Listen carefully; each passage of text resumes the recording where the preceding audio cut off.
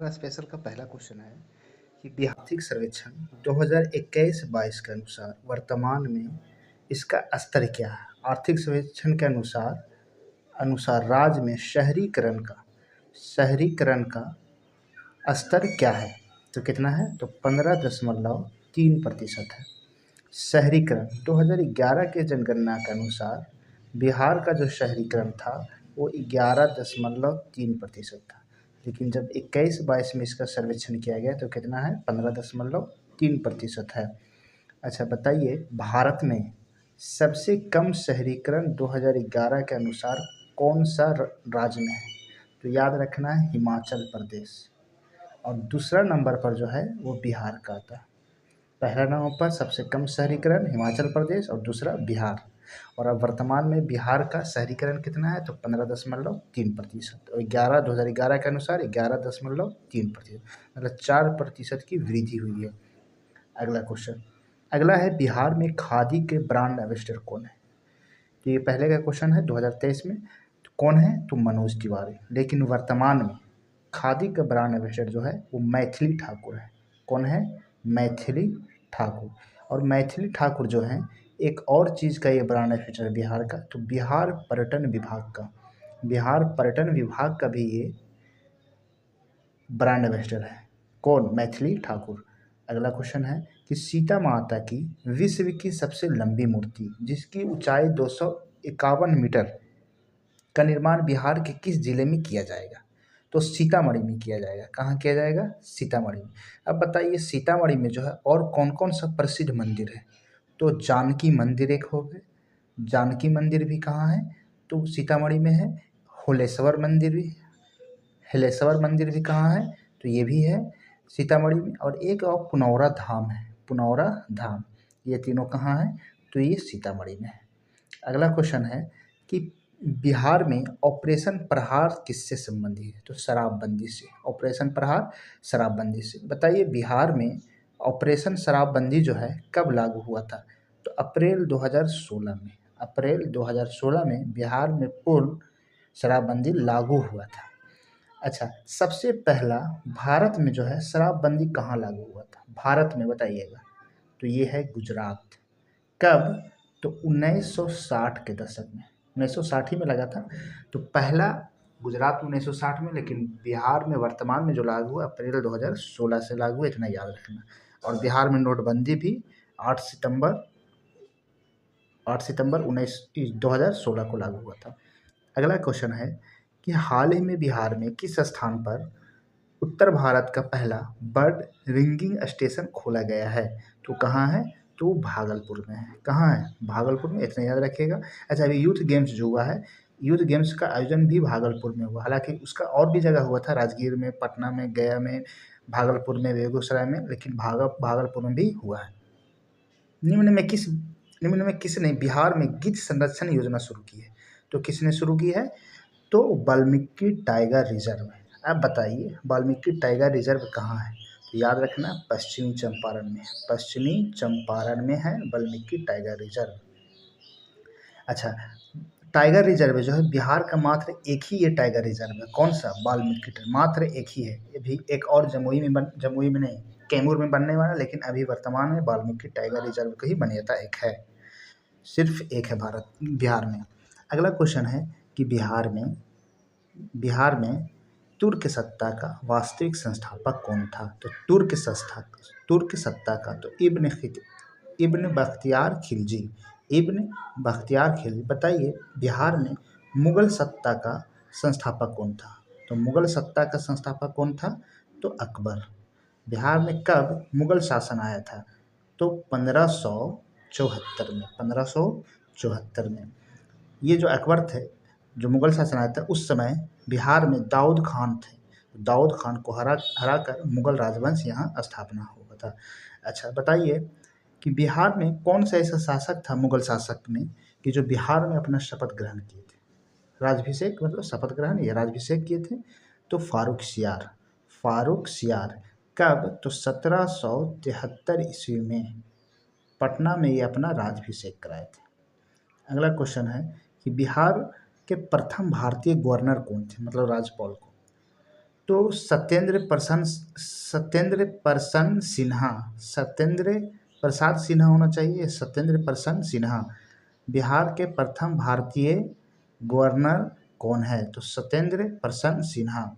बताइए बिहार के प्रथम मुख्यमंत्री, सभी को मालूम होगा, डॉक्टर कृष्ण सिंह। डॉक्टर कृष्ण सिंह बिहार के प्रथम मुख्यमंत्री थे। कब तक? 1946 से 61 तक ये बिहार के मुख्यमंत्री रहे हैं। अच्छा बताइएगा बिहार के प्रथम मुस्लिम मुख्यमंत्री कौन थे? तो अब्दुल गफ्फूर। अब्दुल गफ्फूर। अब्दुल कौन है? गफ्फूर बिहार के प्रथम मुस्लिम मुख्यमंत्री रहे हैं। अच्छा बताइए बिहार के प्रथम भारतीय राज्यपाल कौन थे? तो जयराम दास दौलत राम। अगला है कि संथाल विद्रोह के नेता कौन थे? तो सिद्धू एवं कान्हू। बताइए संथाल विद्रोह कब हुआ था? तो संथाल विद्रोह कब हुआ है? तो 1855 से शुरुआत हुआ, 56 तक चला है। अच्छा बताइए इसी में संथाल के बाद कोल विद्रोह बताइए, कोल विद्रोह कब हुआ था? तो कोल विद्रोह 1831 में हुआ था। इसके नेता कौन थे? कोल विद्रोह के नेता कौन थे? तो बुद्धू भगत। कोल विद्रोह के बुद्धू भगत थे। बताइए मुंडा विद्रोह कब हुआ था? मुंडा विद्रोह तो 1899 ईस्वी में बिरसा मुंडा इनके नेता थे। अगला क्वेश्चन है विद्रोह, संथाल विद्रोह हो गया। बिहार में चौरी विद्रोह किस वर्ष हुआ था? तो चौरी विद्रोह कब हुआ है? तो चौरी विद्रोह जो हुआ है 1798 में। कब हुआ है? 1798 में हुआ है। अगला है किस उड़ीसा को बिहार से पृथक किया गया, मतलब कब अलग किया गया था? तो 1936। ऐसे 1 अप्रैल 1936 को हुआ है, 1 अप्रैल 1936 को। बताइएगा कि बिहार को बंगाल से अलग करने की घोषणा कब हुई? घोषणा याद रखना, घोषणा कब हुई? तो 12 दिसंबर 1911 को। 12 दिसंबर 1911 को घोषणा हुई है। लेकिन बिहार बंगाल से अलग होकर बिहार कब बन गया है? तो 22 मार्च 1912 को। इसलिए बिहार दिवस जो है वो 22 मार्च को मनाया जाता है। बिहार राज्य का कुल भौगोलिक क्षेत्रफल कितना है? तो 94,163 किलोमीटर स्क्वायर या वर्ग मीटर। बिहार का कुल भौगोलिक क्षेत्र मतलब कुल जगह कितना है बिहार के पास? तो 64,163 वर्ग किलोमीटर स्क्वायर। अब बताइए इसी में सवाल में कि बिहार में जो भौगोलिक क्षेत्र है ये कितना प्रतिशत है? प्रतिशत में अगर पूछे तो 2.86%। ये भी याद रखना 2.86%। अगला क्वेश्चन है कि बिहार का शोक नदी किस नदी को कहा जाता है? तो सभी को मालूम होगा कोसी नदी को। इसमें कुछ और फैक्ट देख लेते हैं। तो बताइए कोसी नदी कहाँ से निकलती है? तो नेपाल से निकलती है, नेपाल के हिमालय पर्वतमाला से। कहाँ से निकलती है? नेपाल के हिमालय से निकलती है। ठीक है। और बिहार में आकर कहाँ पर मिलती है? तो बिहार में कटिहार जिला में आकर ये गंगा नदी से मिल जाती है। बिहार में कटिहार जिला में आकर गंगा नदी से मिल जाती है। बिहार में ये जो बहता है बिहार में कोसी नदी जो बहती है कुल 260 किलोमीटर बहती है। कितना किलोमीटर? 260 किलोमीटर बहती है। कटिहार में मिल जाता है। कटिहार का एक जगह है कुरुसेला, उसके पास गंगा नदी में ये मिल जाती है। बताइएगा और क्वेश्चन कि गंगा नदी बिहार में कुल कितना किलोमीटर बहती है? तो 445 किलोमीटर। गंगा नदी बिहार में कितना किलोमीटर? 445 किलोमीटर। गंगा नदी की कुल लंबाई कितना है? तो सभी को मालूम होगा 2525 किलोमीटर है। बिहार के 12 जिला से गंगा नदी गुजरती है। कितने जिला से? 12 जिला से। बिहार में इंटर कौन सी जगह से करती है? तो बिहार में बक्सर जिला जो है चौसा के पास ये बिहार में आकर मिलती है। अगला क्वेश्चन है कोसी नदी बिहार के किस जिले में तेल्हाड़ कुंड जलप्रपात अवस्थित है? तो कैमूर जिला में। ऐसे जलप्रपात का एक छोटा सा वीडियो जो बिहार में कुल 8 जलप्रपात है उसके बारे में हम बताए हैं, चाहे तो आप देख सकते हैं। बिहार के किस जिले में तेल्हाड़ कुंड जलप्रपात अवस्थित है। तो किस जिला में है? तो बताइए आप। कैमूर जिला में। कौन से जिला में है? कैमूर जिला में है। बताइए ककोलत जलप्रपात बिहार में कहाँ है? तो ककोलत सभी को मालूम होगा कि ये नवादा में है। कहाँ है? नवादा में। अच्छा, कैमूर में तो एक तेल्हाड़ देख लिए, या इसी को तेलहर भी बोला जाता है। कैमूर में ही एक करकट जलप्रपात है। करकट जलप्रपात। एक धुआं कुंड भी है। कहाँ? कैमूर में। धुआं कुंड जलप्रपात भी कहाँ है? कैमूर में। अच्छा, रोहतास में भी जो है वो तुतला तुतला भवानी एक है। तुतला भवानी जलप्रपात कहाँ है? तो तुतला भवानी रोहतास में है। तुतला भवानी रोहतास में क्या है? तुतला भवानी। तुतला भवानी एक एक है कशिश। कशिश जो जलप्रपात है ये भी रोहतास में है। तो यहाँ पर हम लोग देख लिए हैं जलप्रपात को। अगला क्वेश्चन है, एशिया के सबसे बड़ी एवं ताज़ा जल वाली गोखुर झील बिहार की कौन सी है? तो कौन सी है? तो कनवार झील या कांवर झील इसी को बोलते हैं। कनवार झील या तो क्या है? कांवर झील या कनवार झील इसी को बोलते हैं। एशिया का सबसे बड़ा ताज़ा पानी वाला गोखुर झील कहाँ है? तो कांवर झील। कांवर झील कहाँ है? बेगूसराय में। अब देखिए इसी में कि बिहार में ये जो है, बिहार में ये रामसर स्थल है। बिहार में कुल 3 रामसर स्थल है। ऐसे पहले तो सिर्फ एक ही था, वो कौन था? कांवर झील। ये कांवर झील जो था ये रामसर स्थल बिहार का कब बना था, या भारत का कब बना था? तो 2020 में ये बना था। लेकिन अभी वर्तमान में बिहार में 3 रामसर स्थल है। बिहार में कुल कितने रामसर स्थल है अभी? 3। एक तो हो गया ये कांवर झील, और दूसरा जो है पहला तो हो गया कांवर झील, दूसरा जो है ये नागी पक्षी अभयारण्य। नागी पक्षी अभयारण्य। और एक और है नकटी पक्षी अभयारण्य। नागी और नकटी पक्षी अभयारण्य। नागी नकटी पक्षी अभयारण्य को रामसर स्थल कब घोषित किया गया है? तो 2024 में। भारत में कुल जो रामसर स्थल है वो 89 है। कितना है? 89 है। अब बताइए यूनेस्को में भारत के कुल कितने स्थल शामिल है यूनेस्को में?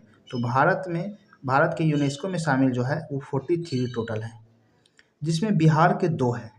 कौन कौन सा? महाबोधि मंदिर एवं नालंदा विश्वविद्यालय। महाबोधि मंदिर जो है वो 2002 में शामिल हुआ था, और जो नालंदा विश्वविद्यालय है वो 2016 में शामिल हुआ था। इतना याद रखना है। अगला क्वेश्चन है कि बिहार के किस जिले में सबसे अधिक सोने का भंडार है?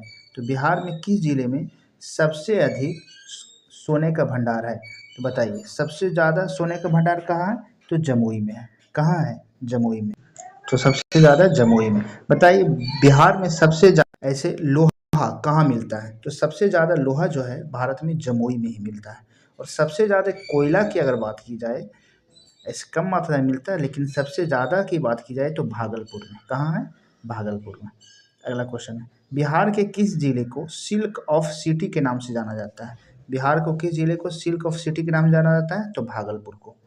अगला क्वेश्चन है, भारत की जनगणना 2011 के अनुसार बिहार में महिला साक्षरता दर क्या है? तो महिला साक्षरता दर जो है वो कितना है? 51.5। अब इसके बारे में थोड़ा देख लेते हैं 2011 में बिहार में क्या किया। तो सबसे ज़्यादा जनसंख्या बिहार में पटना जिला में। सबसे कम जनसंख्या तो शेखपुरा में। सबसे कम शेखपुरा में। अच्छा बताइए सबसे ज़्यादा जनसंख्या घनत्व मतलब कम कितने जगह में कितने लोग रहते हैं? तो सबसे ज़्यादा घनत्व जो है वो शिवहर जिला में है। कहाँ है? शिवहर।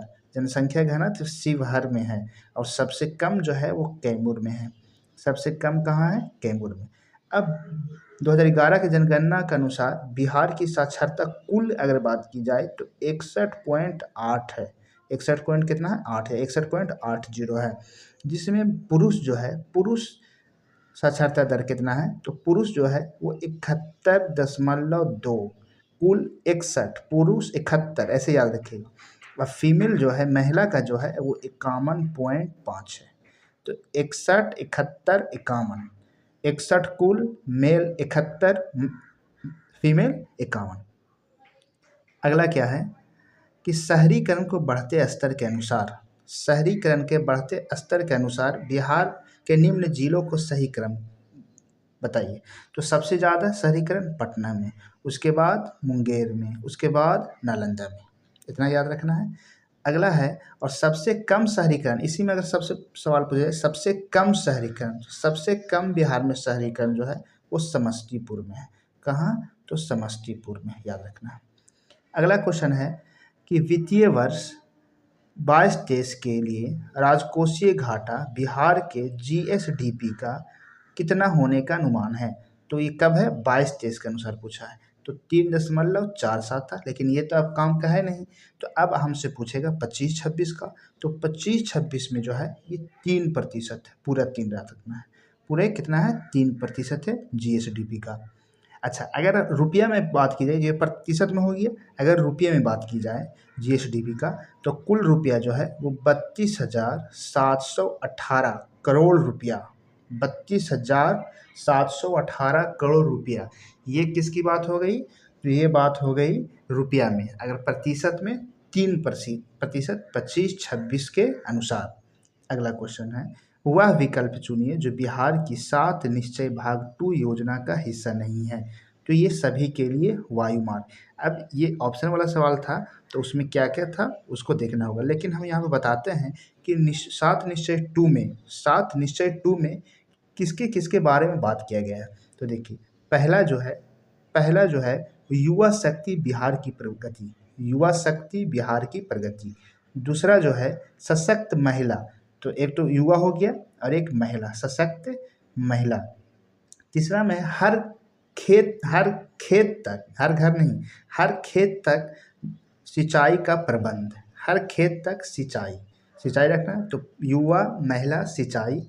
उसके बाद है स्वच्छ गांव साफ गांव, स्वच्छ चौथा में है स्वच्छ गांव साफ गांव, और पांचवा में है स्वच्छ शहर। गांव जब हो गया तो शहर भी होगा, तो स्वच्छ शहर, स्वच्छ शहर। शहर के बाद जो है वो सुलभ संपर्कता, मतलब रोड की व्यवस्था, सुलभ संपर्कता या रोड की व्यवस्था। और छठा में है सबको स्वास्थ्य सुविधा, तो युवा, महिला, हर खेत तक पानी, गांव को विकास करना, शहर को विकास करना, सुलभ संपर्कता और सबको स्वास्थ्य सुविधा। अच्छा, ये जो है इसका ये दूसरा भाग है। पहला भाग कब आया था? तो बताइए आप लोग कि पहला भाग कब आया था। 7 निश्चय भाग 1 कब आया था? तो ये 2015 से 20 के बीच में चला था, और अभी 20 से चालू हुआ है 25 के लिए। कौन सा? तो ये 7 निश्चय भाग 2 चालू हुआ। अगला है कि प्रति व्यक्ति आय का आरोही क्रम में बिहार राज्य के जिलों को सही क्रम ज्ञात कीजिए। मतलब सबसे ज़्यादा, अभी ऑप्शन वाला है, यहाँ पर ऐसे पटना नहीं दिया हुआ है, तो लेकिन बिहार में सबसे ज़्यादा प्रति व्यक्ति आय पटना है, लेकिन यहाँ पर पटना नहीं दिया। तो इस ऑप्शन के अनुसार नवादा, किशनगंज, पूर्वी चंपारण, अररिया और शिवहर। ऐसे पटना में अभी वर्तमान पटना 2024-25 के अनुसार जो है, 2024-25 के अनुसार प्रति व्यक्ति आय जो है वो कितना? 1,21,396 रुपया प्रति व्यक्ति है। ये पटना का सबसे ज़्यादा है। अगला क्वेश्चन है कि आज़ाद दस्ता बिहार किस आंदोलन के दौरान सक्रिय रहा? तो भारत छोड़ो आंदोलन। भारत छोड़ो आंदोलन की शुरुआत कब हुई थी? तो 8 से 9 अगस्त, रात में हुई थी 8 को, तो 12 बजे के बाद 9 हो गया, तो 8 से 9 अगस्त 1942 ईस्वी को। अच्छा, बिहार से कौन इसमें सक्रिय थे? तो जय प्रकाश नारायण थे, उसके बाद राजेंद्र प्रसाद थे और बहुत सारे नेता थे। तो जय प्रकाश नारायण को इसमें कैद कर लिया, क्योंकि जानते हैं कि ये भारत छोड़ो आंदोलन के दौरान सभी महत्वपूर्ण नेताओं को कैद किया गया था। तो जय प्रकाश नारायण को कैद कर हजारीबाग जेल में रखा गया था। अच्छा, उसके बाद राजेंद्र प्रसाद को बिहार के पटना बांकीपुर जेल में रखा गया था। तो ये इंपॉर्टेंट क्वेश्चन हो सकता है। चलिए आगे देखते हैं। और राजेंद्र प्रसाद जो था, इसमें ये जो कैद हुए थे, इसमें 3 साल तक ये कैद रहे थे। कहाँ? बांकीपुर जेल में।